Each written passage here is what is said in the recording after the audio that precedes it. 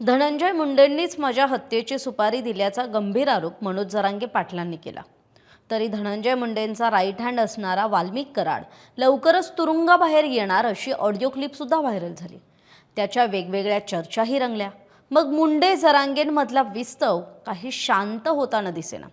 अशातच आता धनंजय मुंडेंनी सुद्धा जरांगेंच्या टीकेला सावध प्रतिक्रिया दिली आहे। त्यामुळे मुंडे जरांगे संघर्षाचा नवा अंक आपण समजून घेणार आहोत या व्हिडिओतून। त्यासाठी हा व्हिडिओ शेवटपर्यंत पहा। नमस्कार, मी कोमल सकाळमध्ये आपले स्वागत। खरं तर मी सुरुवातीला सांगितले ना, ते वेगवेगळे टप्पे आहेत या स्टोरीचे आणि त्याच टप्प्यानुसार आपण या स्टोरीमध्ये पुढे बोलणार आहोत। झालं असं की बीडच्या मस्साजोगचे माजी सरपंच संतोष देशमुख हत्या प्रकरणाचा मास्टरमाइंड आणि मुख्य सूत्रधार ज्याला म्हटलं जातं तो वाल्मिक कराड आणि त्याच्याशी असलेल्या कनेक्शनमुळे धनंजय मुंडे हे चांगलेच वादात अडकलेत। कारण मराठा आंदोलक मनोज जरांगे पाटलांनी सुद्धा आमदार धनंजय मुंडेंवर हत्येचा कट रचल्याचा सुद्धा आरोप केला।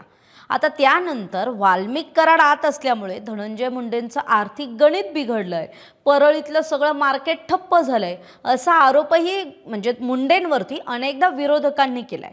त्यामुळे आता पुन्हा मुंडे विरुद्ध जरांगेंमधला संघर्ष चांगलाच तापलाय। मनोज जरांगे पाटील वारंवार धनंजय मुंडेंची नार्को टेस्ट करा, त्यांना सुद्धा संतोष देशमुख हत्याकांडात सह आरोपी करा अशी मागणी करत असतात।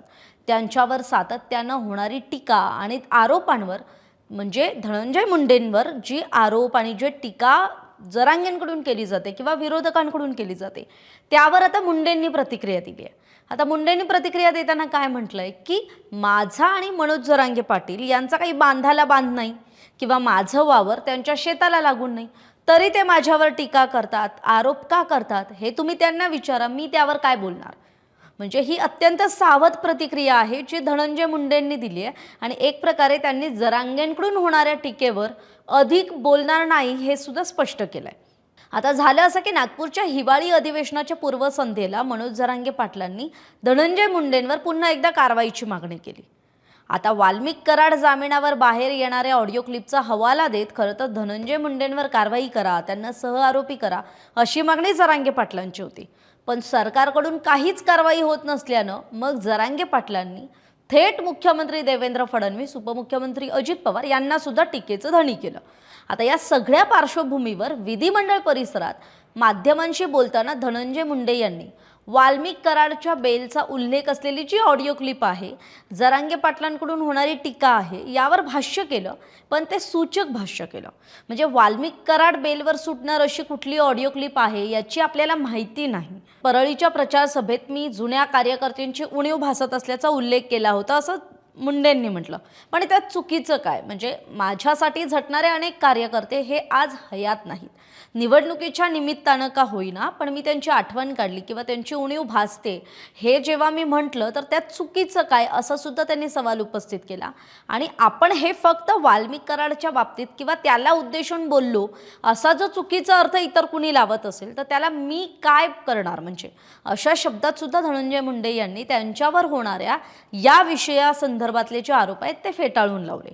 कारण परळीच्या प्रचार सभेत बोलताना धनंजय मुंडे ज्यावेळी स्वतःच्या एका जुन्या कार्यकर्त्याचा उल्लेख करत होते त्यावेळी त्याचं कनेक्शन हे वाल्मिक कराडशी लावलं जात होतं आणि त्या सगळ्या पार्श्वभूमीवर मुंडेंनी ही प्रतिक्रिया दिली।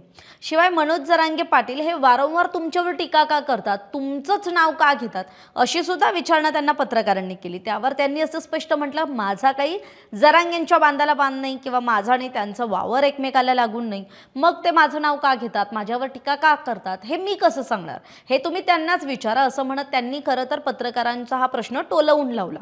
त्यामुळे झालं काय, संतोष देशमुख हत्या प्रकरणाला 1 वर्ष उलटून गेलंय। अजूनही आरोपींवर चार्ज फ्रेम झालेले नाही आहेत। एक आरोपी अजूनही पोलिसांना सापडत नाहीये, म्हणजे कृष्णा आंधळे जो बेपत्ता आहे।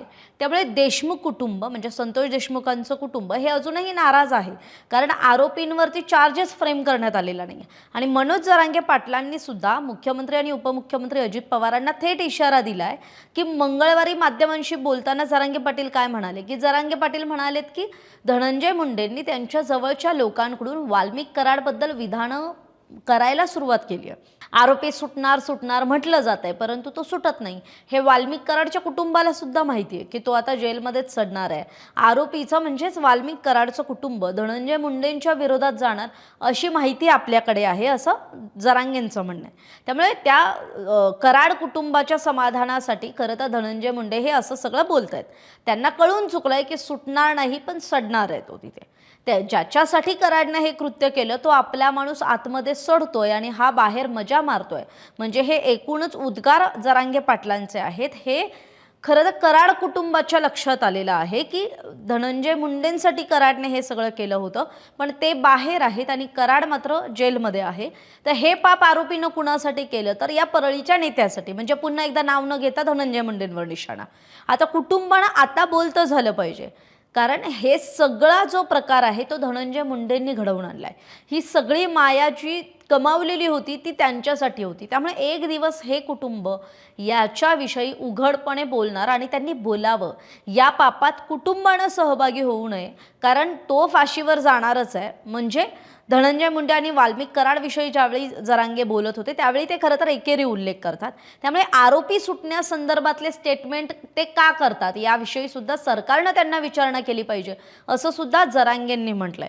त्यामुळे आता खरं तर म्हणजे मुख्यमंत्री देवेंद्र फडणवीस असतील, उपमुख्यमंत्री अजित पवार असतील, ते याविषयी धनंजय मुंडेंना विचारणा करणार का की तुम्ही अशी वक्तव्य का करतायत, हे बघावं लागेल.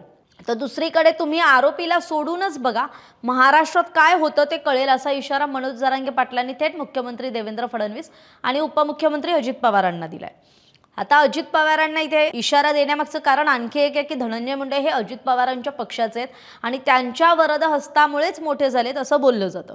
तर तिकडे धनंजय मुंडेंचा मुद्दा आला आणि आपण प्रकाश सोळंकेंची भूमिका घेतली नाही असं कसं होईल, कारण हे दोघेही म्हणजे धनंजय मुंडे आणि प्रकाश सोळंके हे दोघेही बीड जिल्ह्यातून येतात आणि हे एकाच राजकीय पक्षाचे आहेत. पण एक सर्वाधिक काळ आमदार असूनही मंत्रिपदापासून वंचित आहे आणि दुसरा कमी काळात थेट दोनदा राज्याच्या कॅबिनेट मंत्रिपदी बसलेला आहे आणि विरोधी पक्षनेते म्हणजे विधान परिषदेचे विरोधी पक्षनेते म्हणूनही त्यांना ती संधी मिळालेली आहे. बरं असो, पण सोळंकेंनी मुंडेंविषयी काय म्हटलंय ते सुद्धा सांगते की वाल्मिक कराडची त्यांना एवढी आठवण येते, परंतु संतोष देशमुखांची आठवण कधीच येत नाही. हे दुर्दैव आहे. म्हणजे धनंजय मुंडेंना कुणी उगीच टार्गेट करत नाही. त्यांच्या जवळच्या माणसाने संतोष देशमुख यांचा निर्गुण खून केलाय, त्यामुळे त्यांच्यावर आरोप होतात असं प्रकाश सोळंकेंनी म्हटलंय. आता बरं, सोळंके बोलले मग धस कसे गप्प बसतील. म्हणजे हे दोन्ही असे महत्त्वाचे नेते ज्यांनी खरं तर धनंजय मुंडेंच्या राजकीय कारकिर्दीला कुठेतरी ब्रेक लावला. म्हणजे काय झालं, एक तर त्यांना संतोष देशमुख हत्या प्रकरणातला जो त्यांचा वाल्मिक कराड कनेक्शन आहे ते उजेडात आणलं. याशिवाय बीडच्या पालकमंत्री पदासाठी जे त्यांचं नाव चर्चेत होतं त्याला तीव्र विरोध केला आणि त्यामध्ये ही दोन नावं अत्यंत महत्त्वाची आहेत.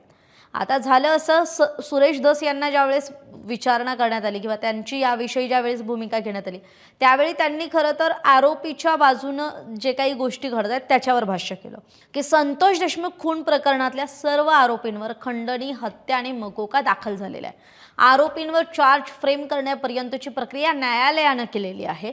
ॲडव्होकेट उज्ज्वल निकम जे विशेष सरकारी वकील आहेत यांनी न्यायालयाच्या धीम्या गतीनं होणाऱ्या कामकाजाबद्दल नाराजी व्यक्त केली असली तरी आपण कोर्टाबाबत काहीही बोलू शकत नाही असं भाजपचे आमदार सुरेश धस म्हणतात.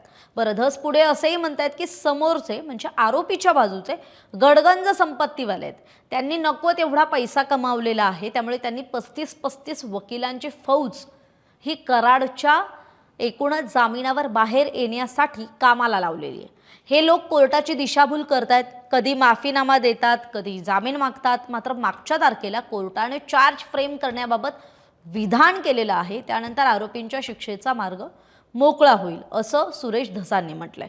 त्यामुळे हा जरांगे विरुद्ध धनंजय मुंडे आणि मग त्या संघर्षात आणि म्हणजे हा एकीकडचा संघर्ष, दुसरीकडे मुंडे विरुद्ध सोळंके विरुद्ध सुरेश धस, म्हणजे सुरेश धस आणि प्रकाश सोळंके एकत्र विरुद्ध धनंजय मुंडे असा एक संघर्ष आहे.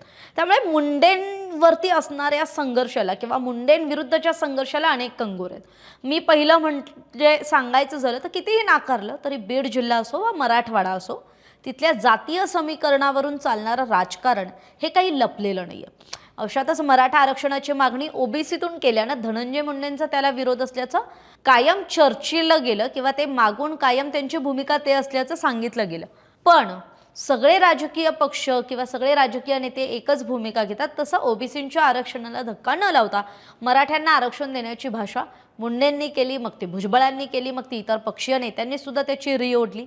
पण आरक्षणापासून सुरू झालेला वाद हा आता थेट एकमेकांवर गंभीर आरोप करण्यापर्यंत गेलाय.